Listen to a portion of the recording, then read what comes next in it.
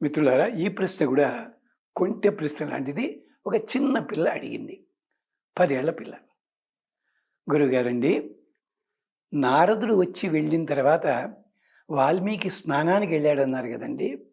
అంటే ఆ రోజు వాల్మీకి స్నానం లేట్‌గా చేశాడండి. వాల్మీకి వస్తే పొద్దున 7:30, 8కి వస్తాడు కదండి. ఇద్దరు మాట్లాడితే 10, 11 అయిపోతుంది కదండి. అంతవరకు స్నానం చేయకుండా కూర్చున్నాడా? అంటే పాచిమొహంతోటే నారదుడితో మాట్లాడాడండి.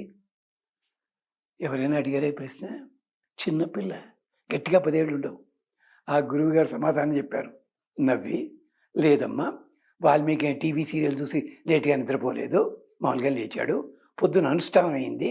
మాట్లాడాడు. 10:30 తర్వాత వెళ్ళాడు. రెండోసారి స్నానానికెళ్ళాడు. అదెలాగండి? దాంట్లో లేదు కదని చెప్పలేదు కదండి. ఒక్క క్షణం ఉండమ్మా. స్నానానికి వెళ్ళినవాడు నది దగ్గరికి వెళ్ళి ఒండ్రు మట్టి తీసుకుని ఒంటి నిండా పాముకుని చెట్ల మధ్య తిరిగాడని ఉంది కదా అడివంతాను. ఎందుకమ్మా అది? ఇప్పటికీ 3 సార్లు స్నానం చేయాలి పెద్దలైన వాళ్ళు. ఋషులు ప్రత్యేకించి 3 సార్లు చేస్తారు. రెండవసారి స్నానానికి వెళ్ళినప్పుడు అకర్దమమిదం తీర్థం, అక్కడికి వెళ్ళి మట్టి తీసుకుని ఒంటి నిండా పాముకుని ఈ మట్టి ఆరేంత వరకు కూడా చెట్ల నీడల్లో ద్వాంత్రించద్ వృక్ష గుల్మాన్ ప్రదక్షిణ్య, అంటే 32 చెట్లు, ఒక 250 అడుగులు వేసి ఒంటిని ఆరిన తర్వాత స్నానానికి వెళ్ళాలమ్మా. అంచేత రెండోసారి స్నానానికి వెళ్ళాడు. రెండోసారిని ఎలా చెప్తారండి మీరు?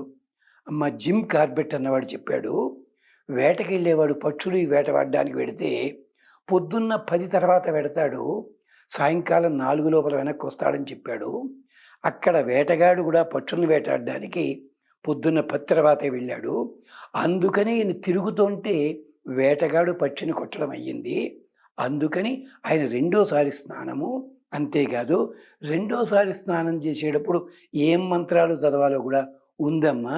రుద్రాధ్యాయంలో ఉంది స్నాన మంత్రాలు. అవన్నీ నీకు చెప్తే ఇప్పుడు అర్థం కావమ్మా. ఇది సంగతి.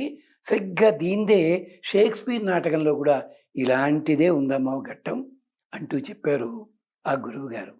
ప్రశ్న అడిగితే చిన్నపిల్ల అడిగినా అలా చెప్పగలగాలి. గురువు అన్నవాడు ఆ గురువు ఎవరో కాదు, మీ ముందున్న ఈ లఘువే చెప్పాడు ఆ మాటని. అది విశేషం. అంటే వాల్మీకి, వ్యాస భగవానుడు వీళ్ళ గ్రంథాలలో ఎక్కడ తప్పు చెప్పారు, సరిగ్గా చెప్పలేదు, ఇన్కొహరెంట్గా ఉన్నాయి, ఇలాంటి మాటలు దయచేసి అనకండి. అది సర్వకాల సర్వ అవస్థల్లో చెప్పిన విషయం, అందంగా చెప్పిన విశేషం. అది మనం లోతుకి వెళ్ళాలంతే. గమనించండి. స్వస్తి.